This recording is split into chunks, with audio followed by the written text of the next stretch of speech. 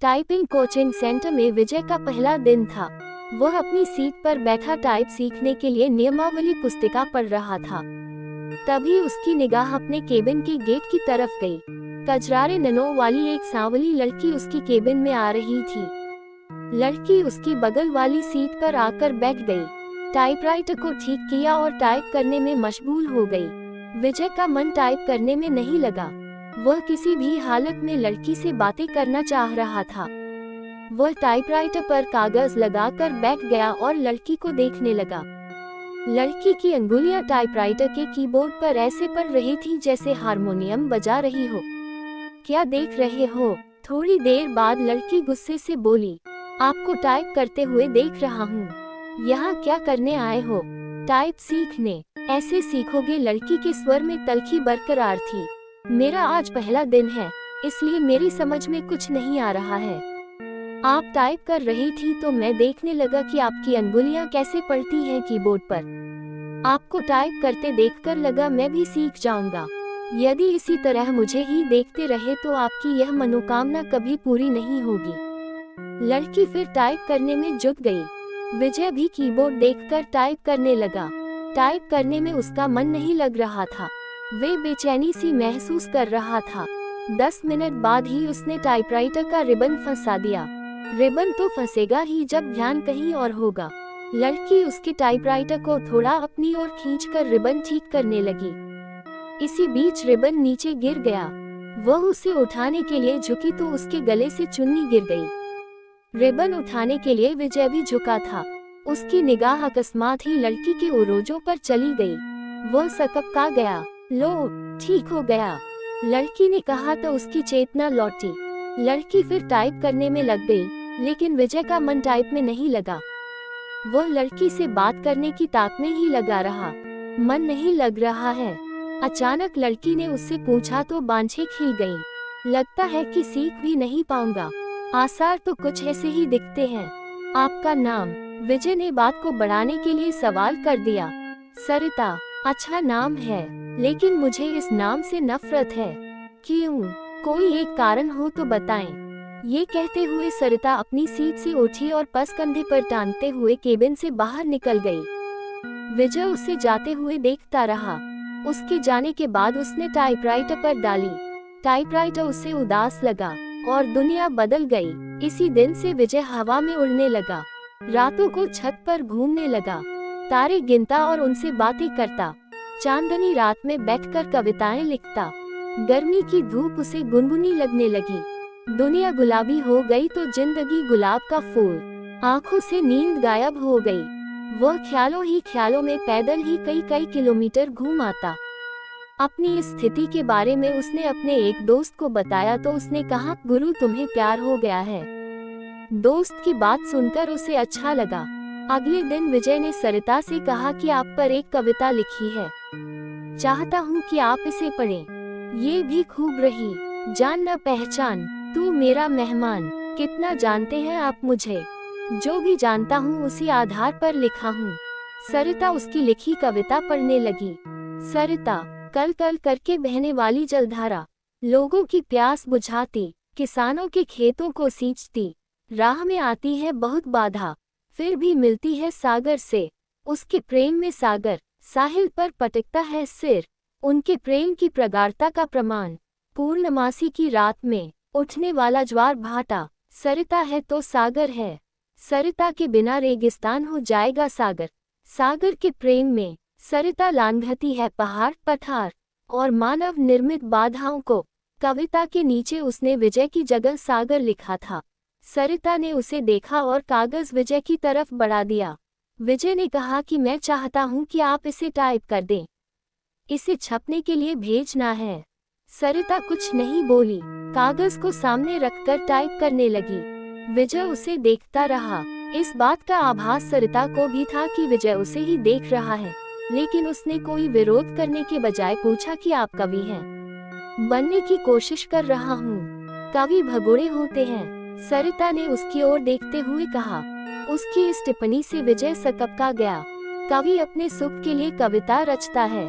रचते समय वह कविता के बारे में सोचता है, उसके बाद वह कविता को उसके हाल पर छोड़ देता है। कविता जब संकट में होती है तो कवि कविता के पक्ष में खड़ा नहीं होता। यह आप कैसे कह सकती हैं? मैं समझती हूँ कि आदमी की जिंदगी भी एक कविता है। मेरी जिंदगी एक कविता है।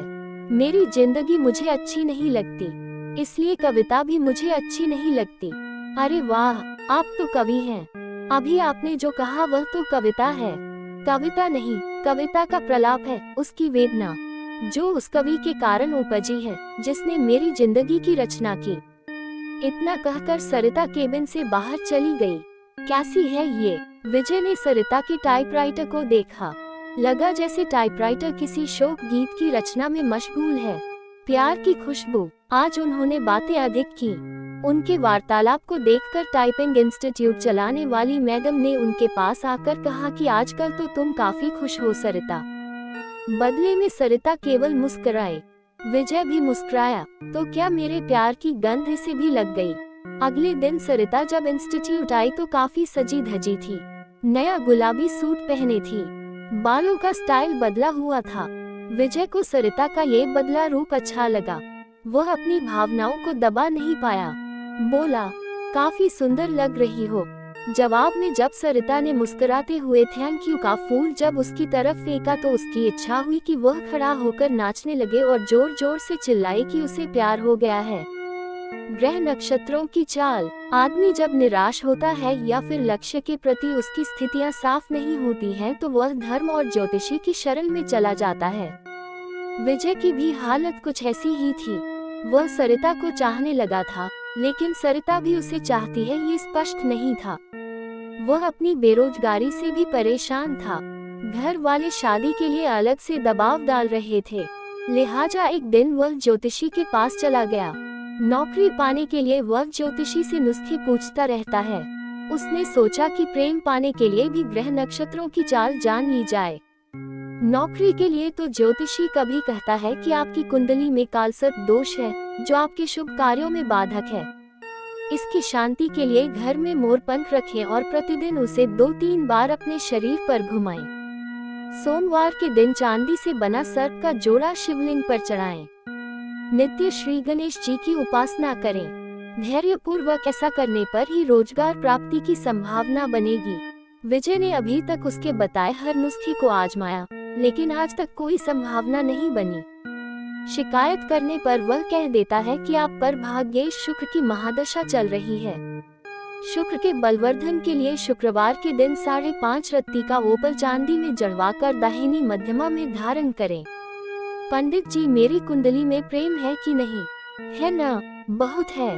कुंडली पर सरसरी नजर डालते हुए ज्योतिषी ने कहा, प्रेम विवाह का योग है, लेकिन कुछ बाधाएं हैं। प्रेम विवाह में क्या लफड़ा है?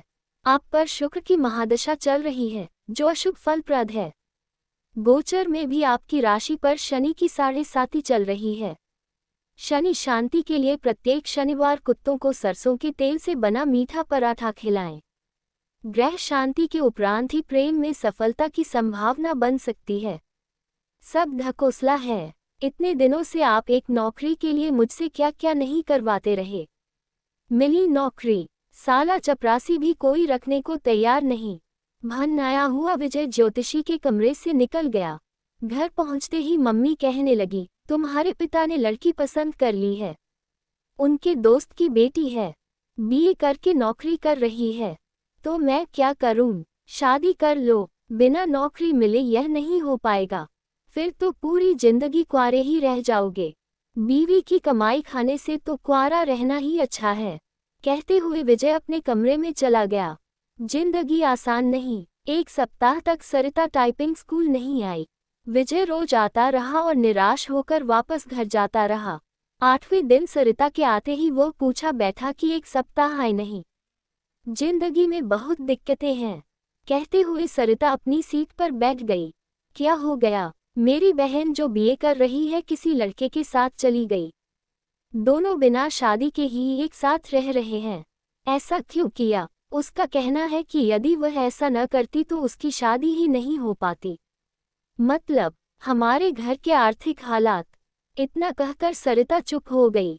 मुझे नहीं लगता कि आपकी बहन ने गलत किया है। आज की युवा पीढ़ी विद्रोही हो गई है। वह परंपराओं को तोड़कर नई नैतिकता गढ़ रही है। समय के साथ सब ठीक हो जाएगा। पर माँ तो नहीं समझती। हाँ, उनके लिए समझना थोड़ा मुश्किल है, लेकिन आजकल सब चलता है। हमारा समाज बदल रहा है। बिना शादी के एक साथ रहना पश्चिमी परंपरा है, लेकिन अब ऐसा हमारे यहाँ भी होने लगा है। हाँ, बैठकर सपनों के राजकुमार का इंतजार करने से तो बेहतर ही है न कि जो हाथ थाम ले उसके साथ चल दिया जाए। चाहे 4 दिन ही सही, जिंदगी में बहार तो आ जाएगी। विजय को लगा कि कह दे कि फिर तुम मेरे साथ क्यों नहीं चलती। हम शादी कर लेते हैं, पर वह कह नहीं पाया। जानते हो, मेरी एक बहन 12वीं में पढ़ रही है। उसका भी एक लड़के से प्रेम चल रहा है। वे दोनों एक दूसरे से शादी करने को तैयार हैं। अगले साल बालिग होते ही शादी कर लेंगे। विजय के मन में आया कि कह दे कि अच्छा ही है। वह अपने आप वर्क खोज ले तो तुम्हें परेशानी नहीं होगी। वैसे भी 5,000 रुपये की नौकरी में तुम कौन सा राजकुमार उन्हें दे दोगी। अच्छा है कि वह अपने अपने प्रेमियों के साथ भाग जाएं। बातों बातों में एक दिन सरिता ने उसे बताया था कि उसके पिता की मौत हो चुकी है और वह 3 बहन हैं। उसका कोई भाई नहीं है। बहनों में वही सबसे बड़ी है। वह एक ऑफिस में काम करती है और उसे 5,000 रुपये मासिक वेतन मिलता है। दूसरी जगह काम पाने के लिए टाइपिंग सीख रही है। विजय को अपने एक दोस्त के साथ घटी ऐसी ही घटना की याद आ गई। उसके दोस्त की एक बहन अपनी बड़ी बहन के अधेड़ से ब्याह देने के बाद प्रेमी के साथ भाग गई। इसके बाद उसका दोस्त गुस्से में उबल रहा था। तब विजय ने कहा था कि शांत रहो यार, वे दोनों जहां हो कुशल से रहें। उसने जो किया अच्छा ही किया। तुम कौन सा उसे राजकुमार से ब्याह देते। आखिरकार जिंदगी उसकी है, जीना उसे है, इसलिए निर्णय भी उसे ही लेना चाहिए। दोस्त के बड़े भाई ने भी विजय की बात का समर्थन किया था, लेकिन थोड़ा दार्शनिक अंदाज में कहा था कि होनी को यही मंजूर था। मैं भी सोचती हूँ कि एक बहन ने जो किया ठीक ही है, दूसरी जो करेगी वह भी अच्छा ही है। जीवन यदि संघर्ष है तो करो। प्रेमी से पति बना व्यक्ति भी धोखा दे सकता है। जीवन नरक बन सकता है और माता पिता का खोजा राजकुमार भी यही करता है। लेकिन माँ नहीं मानती, सोचती बहुत है और तबीयत खराब कर लेती है। पुराने जमाने की है न। हद तो ये हो गई कि वह मुझसे कहने लगी है कि तू भी किसी के साथ भाग जा। मैं उन्हें इस हाल में छोड़कर किसके साथ। रो पड़ी सरिता। विजय की समझ में नहीं आया कि वह क्या कहे और क्या करे। स्थिति को सरिता समझ गई तो खुद पर काबू किया और फिर से टाइप करने लगी। 10 मिनट बाद सरिता उठी और बिना बोले ही चली गई। विजय की इच्छा हुई कि वह उसके पीछे पीछे चला जाए, लेकिन वह बैठा रहा और उसे जाते देखता रहा। मूसलाधारिश में बिजली का गिरना, आसमान में काले बादल घिर आए थे। इस कारण परिवेश में अंधेरा पसर गया था। रह रहकर आसमान में बिजली चमकती और बादल गरजते। ऐसे मौसम में भी विजय टाइपिंग स्कूल जाने के लिए तैयार था। वह सरिता से मिलना चाहता था। जब वह घर से निकला तो बूंदाबांदी शुरू हो चुकी थी। फिर भी वह तेज कदमों से टाइपिंग स्कूल की तरफ बढ़ने लगा। कुछ ही दूर गया होगा कि बारिश तेज हो गई। सड़क पर चल रहे लोग भागकर किसी छांव में खड़े हो गए, पर वह अपनी मस्ती में भीगता हुआ चलता रहा। इंस्टीट्यूट पहुंचकर उसे पता चला कि सरिता नहीं आई है। इतनी बारिश में आने की क्या जरूरत थी। मैडम ने विजय से कहा, आप नहीं समझेंगी, सब समझती हूँ, लेकिन अब सरिता यहाँ कभी नहीं आएगी। क्यों? आपको कैसे पता? उसका फोन आया था। उसने कहा कि यदि आप आओ तो बता दूँ। वह कभी नहीं आएगी। विजय की आवाज किसी कुएं में से आती लगी। विजय टाइपिंग स्कूल से बाहर आया। बाहर मूसलाधार बारिश हो रही थी। जैसे ही उसने नीचे की ओर कदम रखा, जोर से बिजली चमकी और बादल गरजने लगा। विजय संज्ञा शून्य सा भीगता हुआ घर की तरफ चल पड़ा। उसने सोचा कि वह सरिता के घर जाएगा, लेकिन उसके घर का पता तो मैडम दे सकती हैं। ये सोचकर वापस पलटा, लेकिन तब तक टाइपिंग स्कूल बंद हो चुका था। भीगते हुए घर पहुंचा, तब तक उसका शरीर बुखार से तपने लगा। लगभग 15 दिन वह चारपाई पर पड़ा रहा। जब कुछ ठीक हुआ तो 20वें दिन टाइपिंग स्कूल पहुंचा। मैडम नहीं मिली। ये सिलसिला 15 दिनों तक चला। 16वें दिन उसे मैडम मिली। उसे देखते ही बोल पड़ी कि काफी कमजोर हो गए हो। उस दिन बारिश में भीगा तो बीमार हो गया। विजय ने मैडम से सरिता के घर का पता मांगा तो उसने एक कागज पर लिखा और विजय को थमा दिया। मैडम को धन्यवाद बोलकर विजय चल पड़ा। वह आज ही सरिता से मिलना चाहता था। जब वह मैडम के दिए पते पर पहुंचा तो वहां ताला लगा था। पड़ोसियों से पूछने पर पता चला कि सरिता यहीं रहती थी, लेकिन अब मकान बेचकर चली गई है। कई लोगों से पूछने के बाद भी विजय को उसका नया पता नहीं मिला। निराश होकर वह घर लौट आया। सरिता के इस व्यवहार से उसे काफी धक्का लगा।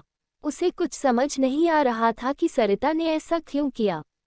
वह सरिता की याद में कविताएं लिखने लगा। एक दिन उसने एक सपना देखा और उसके भावों को कविता के रूप में कागज पर लिखा। सरिता, जो निकली अपने उद्गम स्थल से, सागर की चाह में चली द्रुतागति से। सामने आ गया पहाड़, टकराने के बाद बदल लिया अपना मार्ग था लंबा, पहाड़ों की श्रृंखला थी, पठार और पथरीली जमीन भी। आदमी भी खड़ा था फावड़ा लिए, बांध बनाने को तत्पर, खेत सींचने के लिए, चाहिए उसे पानी पीने के लिए भी, बिजली भी तो चाहिए, घर रोशन करने के लिए, कारखाने चलाने के लिए, कारखानों के कचरे को बहाने के लिए भी चाहिए उसे नदी। प्रकृति से लड़ते नहीं थकी वह, बहती रही अविरल, दिल में सागर से मिलने की चाह लिए। भारी पड़ा प्यार अवरोधों पर, पहुंच गई वह साहिल पर, लेकिन मानव ने बना बांध, रोक दी उसकी धारा। कारखानों की गंदगी उड़ेल सड़ा दिया उसकी आत्मा को, अपने आंसुओं से धोती रह वह अपना बदन। निर्मलता से मिलना चाहती थी सागर से, विकास उन्मादी मानव ने रौंद दिया उसकी आत्मा को। जिंदा लाश हो गई वह, उसके लिए तड़पता है सागर, साहिल पर पटकता है अपने सिर को। उसने तो दम तोड़ दिया मानव के विकास में। सागर भेजता है बादलों को उसे पुनर्जीवित करने के लिए। वह जानता है बेवफा नहीं है वह, सच्चा है उसका प्यार, कैद है वह मानव के विकास में। बरसते हैं बादल, उफनती है नदी, मानव को दिखाती है अपना विकराल रूप। मिलते ही प्यार की ताकत, तबाह कर देना चाहती है वह मानव सृष्टि को। बदला लेना उसकी प्रकृति नहीं, भागती है तेज गति से सागर की ओर। बाहें फैलाए स्वागत करता है सागर, बताना चाहती है अपने कष्टों को वह, लेकिन कुछ भी नहीं जानना चाहता सागर। जानता है वह मानव स्वभाव को, उसका भी तो पाला पड़ा है इस स्वार्थी प्राणी से। विजय की इस कविता को पत्रिका में छपे 1 माह से अधिक हो गया है, लेकिन उसके पास इस बार भी अब तक सरिता का कोई पत्र या फोन नहीं आया है। उसे उम्मीद है कि एक न एक दिन सरिता उससे संपर्क जरूर करेगी। जब से वह कविता प्रकाशित हुई है तब से वह फोन की प्रत्येक घंटी पर चौंक जाता है। यही नहीं, हर रोज पोस्टमैन का बेसब्री से इंतजार करता है, और जब उसके आने का समय खत्म हो जाता है तो वह उदासी के समुद्र में डूब जाता है। टाइपिंग कोचिंग सेंटर में विजय का पहला दिन था। वह अपनी सीट पर बैठा टाइप सीखने के लिए नियमावली पुस्तिका पढ़ रहा था। तभी उसकी निगाह अपने केबिन के गेट की तरफ गई। कजरारे ननों वाली एक सांवली लड़की उसकी केबिन में आ रही थी। लड़की उसकी बगल वाली सीट पर आकर बैठ गई, टाइपराइटर को ठीक किया और टाइप करने में मशगूल हो गई। विजय का मन टाइप करने में नहीं लगा। वह किसी भी हालत में लड़की से बातें करना चाह रहा था। वह टाइपराइटर पर कागज लगाकर बैठ गया और लड़की को देखने लगा। लड़की की अंगुलियां टाइपराइटर के कीबोर्ड पर ऐसे पड़ रही थीं जैसे हारमोनियम बजा रही हो। क्या देख रहे हो? थोड़ी देर बाद लड़की गुस्से से बोली, आपको टाइप करते हुए देख रहा हूँ। यहाँ क्या करने आए हो? टाइप सीखने। ऐसे सीखोगे? लड़की के स्वर में तल्खी बरकरार थी। मेरा आज पहला दिन है, इसलिए मेरी समझ में कुछ नहीं आ रहा है। आप टाइप कर रही थी तो मैं देखने लगा कि आपकी अंगुलियां कैसे पड़ती हैं कीबोर्ड पर। आपको टाइप करते देखकर लगा मैं भी सीख जाऊंगा। यदि इसी तरह मुझे ही देखते रहे तो आपकी यह मनोकामना कभी पूरी नहीं होगी। लड़की फिर टाइप करने में जुट गई। विजय भी कीबोर्ड देखकर टाइप करने लगा। टाइप करने में उसका मन नहीं लग रहा था। वे बेचैनी सी महसूस कर रहा था। 10 मिनट बाद ही उसने टाइपराइटर का रिबन फंसा दिया। रिबन तो फंसेगा ही जब ध्यान कहीं और होगा। लड़की उसके टाइपराइटर को थोड़ा अपनी ओर खींचकर रिबन ठीक करने लगी। इसी बीच रिबन नीचे गिर गया। वह उसे उठाने के लिए झुकी तो उसके गले से चुन्नी गिर गई। रिबन उठाने के लिए विजय भी झुका था। उसकी निगाह अकस्मात ही लड़की के ओरोजों पर चली गई। वह सकपका गया। लो, ठीक हो गया, लड़की ने कहा तो उसकी चेतना लौटी। लड़की फिर टाइप करने में लग गई, लेकिन विजय का मन टाइप में नहीं लगा। वह लड़की से बात करने की ताक में ही लगा रहा। मन नहीं लग रहा है। अचानक लड़की ने उससे पूछा तो बांछें खिल गईं। लगता है कि सीख भी नहीं पाऊंगा। आसार तो कुछ ऐसे ही दिखते हैं। आपका नाम? विजय ने बात को बढ़ाने के लिए सवाल कर दिया। सरिता। अच्छा नाम है, लेकिन मुझे इस नाम से नफरत है। क्यों? कोई एक कारण हो तो बताएं।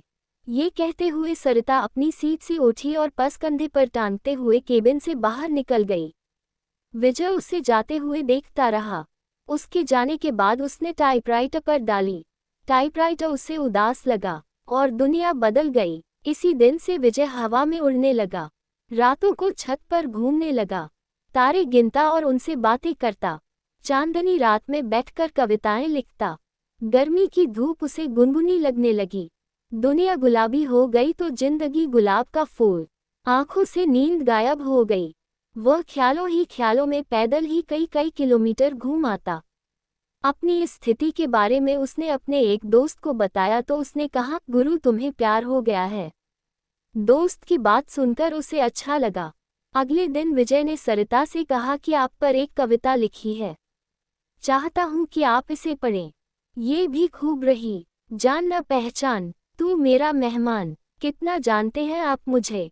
जो भी जानता हूँ उसी आधार पर लिखा हूँ। सरिता उसकी लिखी कविता पढ़ने लगी। सरिता। कल कल करके बहने वाली जलधारा, लोगों की प्यास बुझाती, किसानों के खेतों को सींचती। राह में आती है बहुत बाधा, फिर भी मिलती है सागर से। उसके प्रेम में सागर साहिल पर पटकता है सिर।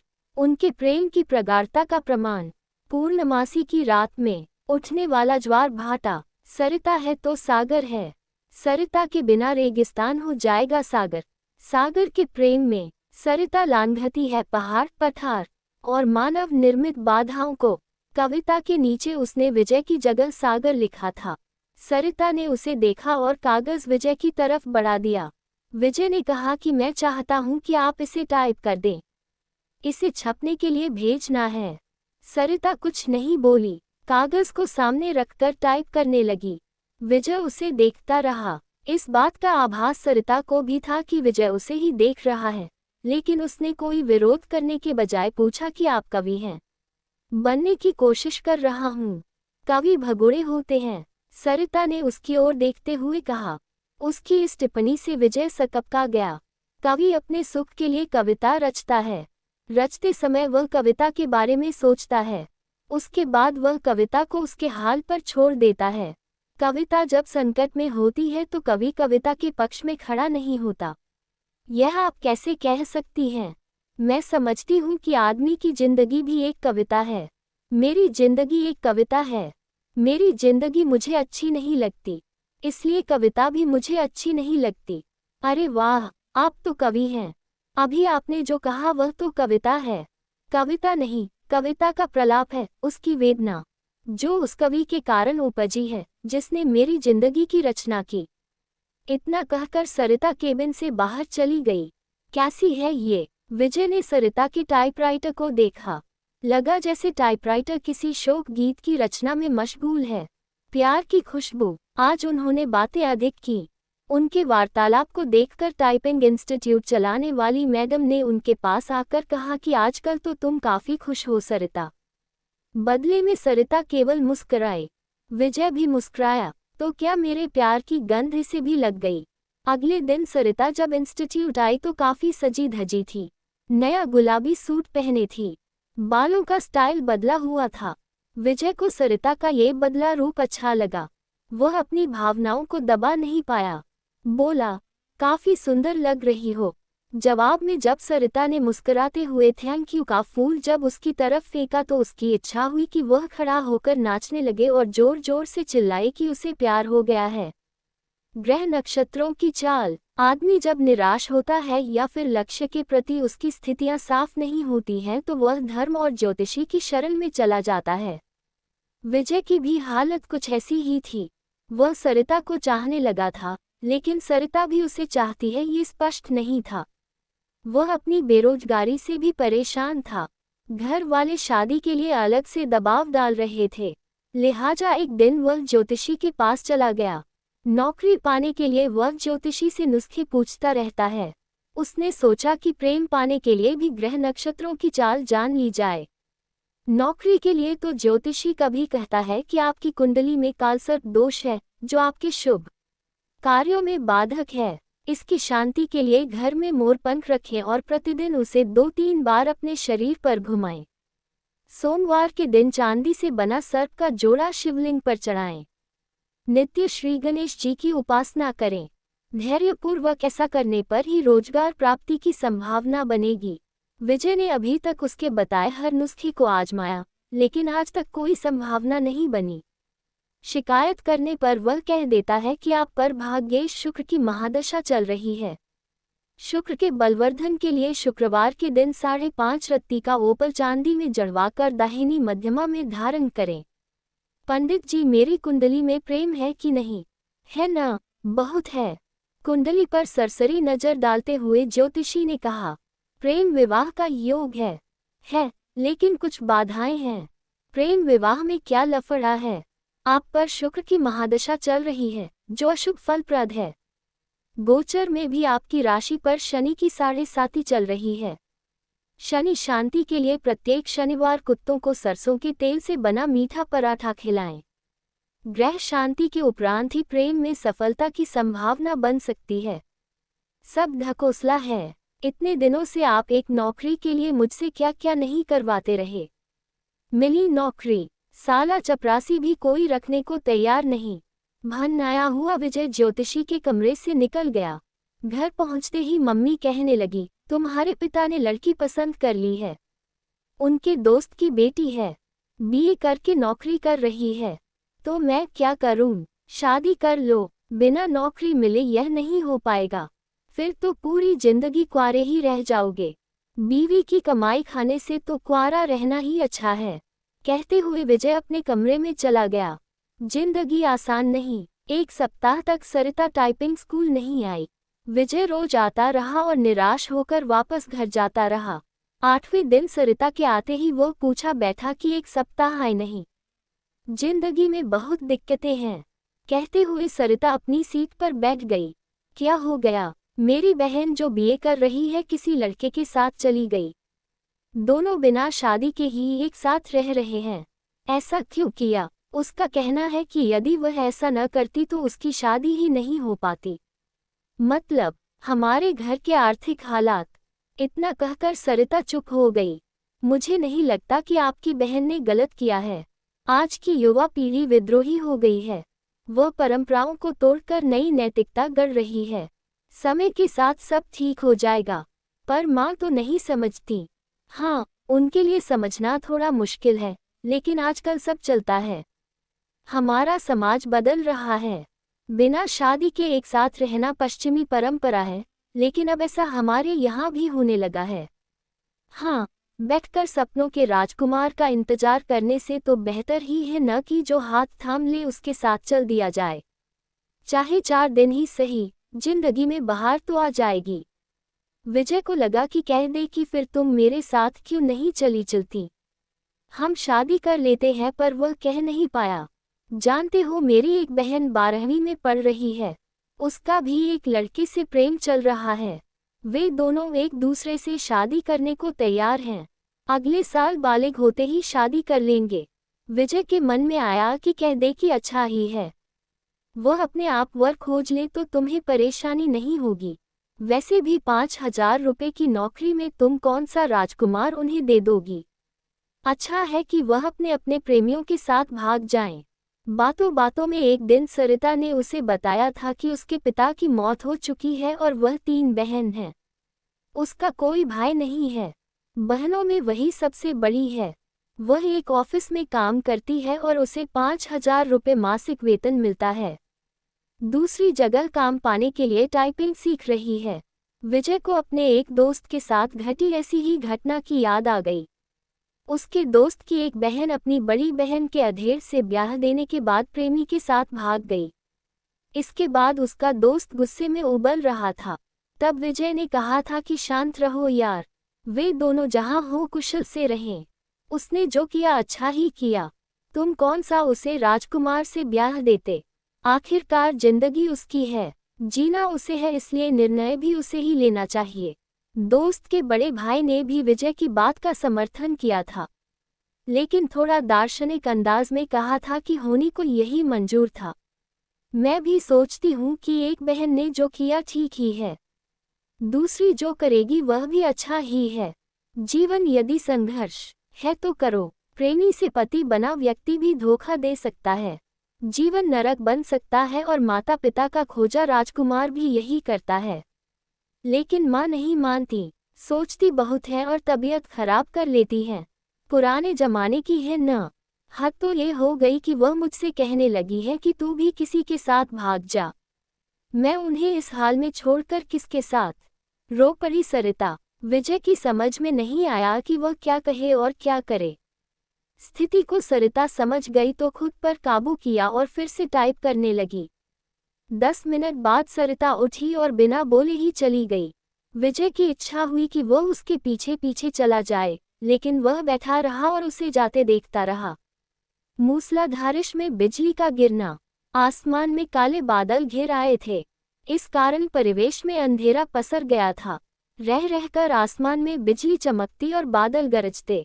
ऐसे मौसम में भी विजय टाइपिंग स्कूल जाने के लिए तैयार था। वह सरिता से मिलना चाहता था। जब वह घर से निकला तो बूंदाबांदी शुरू हो चुकी थी। फिर भी वह तेज कदमों से टाइपिंग स्कूल की तरफ बढ़ने लगा। कुछ ही दूर गया होगा कि बारिश तेज हो गई।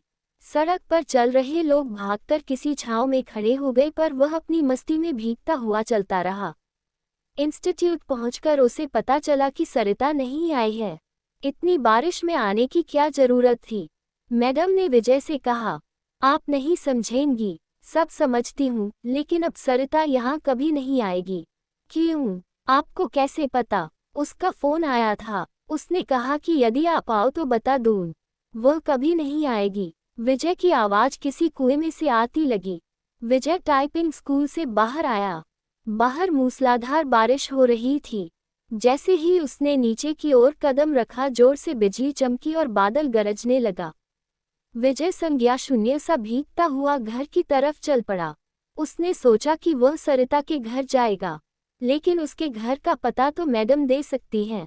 ये सोचकर वापस पलटा, लेकिन तब तक टाइपिंग स्कूल बंद हो चुका था। भीगते हुए घर पहुंचा, तब तक उसका शरीर बुखार से तपने लगा। लगभग 15 दिन वह चारपाई पर पड़ा रहा। जब कुछ ठीक हुआ तो 20वें दिन टाइपिंग स्कूल पहुंचा। मैडम नहीं मिली। ये सिलसिला 15 दिनों तक चला। 16वें दिन उसे मैडम मिली। उसे देखते ही बोल पड़ी कि काफी कमजोर हो गए हो। उस दिन बारिश में भीगा तो बीमार हो गया। विजय ने मैडम से सरिता के घर का पता मांगा तो उसने एक कागज पर लिखा और विजय को थमा दिया। मैडम को धन्यवाद बोलकर विजय चल पड़ा। वह आज ही सरिता से मिलना चाहता था। जब वह मैडम के दिए पते पर पहुंचा तो वहां ताला लगा था। पड़ोसियों से पूछने पर पता चला कि सरिता यहीं रहती थी, लेकिन अब मकान बेचकर चली गई है। कई लोगों से पूछने के बाद भी विजय को उसका नया पता नहीं मिला। निराश होकर वह घर लौट आया। सरिता के इस व्यवहार से उसे काफी धक्का लगा। उसे कुछ समझ नहीं आ रहा था कि सरिता ने ऐसा क्यों किया। वह सरिता की याद में कविताएं लिखने लगा। एक दिन उसने एक सपना देखा और उसके भावों को कविता के रूप में कागज पर लिखा। सरिता जो निकली अपने उद्गम स्थल से, सागर की चाह में चली द्रुतागति से। सामने आ गया पहाड़, टकराने के बाद बदल लिया अपना मार्ग था लंबा, पहाड़ों की श्रृंखला थी, पठार और पथरीली जमीन भी। आदमी भी खड़ा था फावड़ा लिए, बांध बनाने को तत्पर, खेत सींचने के लिए, चाहिए उसे पानी पीने के लिए भी, बिजली भी तो चाहिए, घर रोशन करने के लिए, कारखाने चलाने के लिए, कारखानों के कचरे को बहाने के लिए भी चाहिए उसे नदी। प्रकृति से लड़ते नहीं थकी वह, बहती रही अविरल, दिल में सागर से मिलने की चाह लिए। भारी पड़ा प्यार अवरोधों पर, पहुंच गई वह साहिल पर, लेकिन मानव ने बना बांध, रोक दी उसकी धारा। कारखानों की गंदगी उड़ेल सड़ा दिया उसकी आत्मा को, अपने आंसुओं से धोती रह वह अपना बदन, निर्मलता से मिलना चाहती थी सागर से। विकास उन्मादी मानव ने रौंद दिया उसकी आत्मा को, जिंदा लाश हो गई वह, उसके लिए तड़पता है सागर, साहिल पर पटकता है अपने सिर को। उसने तो दम तोड़ दिया मानव के विकास में, सागर भेजता है बादलों को उसे पुनर्जीवित करने के लिए। वह जानता है बेवफा नहीं है वह, सच्चा है उसका प्यार, कैद है वह मानव के विकास में। बरसते हैं बादल, उफनती है नदी, मानव को दिखाती है अपना विकराल रूप, मिलते ही प्यार की ताकत, तबाह कर देना चाहती है वह मानव सृष्टि को, बदला लेना उसकी प्रकृति नहीं। भागती है तेज गति से सागर की ओर, बाहें फैलाए स्वागत करता है सागर। बताना चाहती है अपने कष्टों को वह, लेकिन कुछ भी नहीं जानना चाहता सागर। जानता है वह मानव स्वभाव को, उसका भी तो पाला पड़ा है इस स्वार्थी प्राणी से। विजय की इस कविता को पत्रिका में छपे 1 माह से अधिक हो गया है, लेकिन उसके पास इस बार भी अब तक सरिता का कोई पत्र या फोन नहीं आया है। उसे उम्मीद है कि एक न एक दिन सरिता उससे संपर्क जरूर करेगी। जब से वह कविता प्रकाशित हुई है तब से वह फोन की प्रत्येक घंटी पर चौंक जाता है। यही नहीं, हर रोज पोस्टमैन का बेसब्री से इंतजार करता है, और जब उसके आने का समय खत्म हो जाता है तो वह उदासी के समुद्र में डूब जाता है।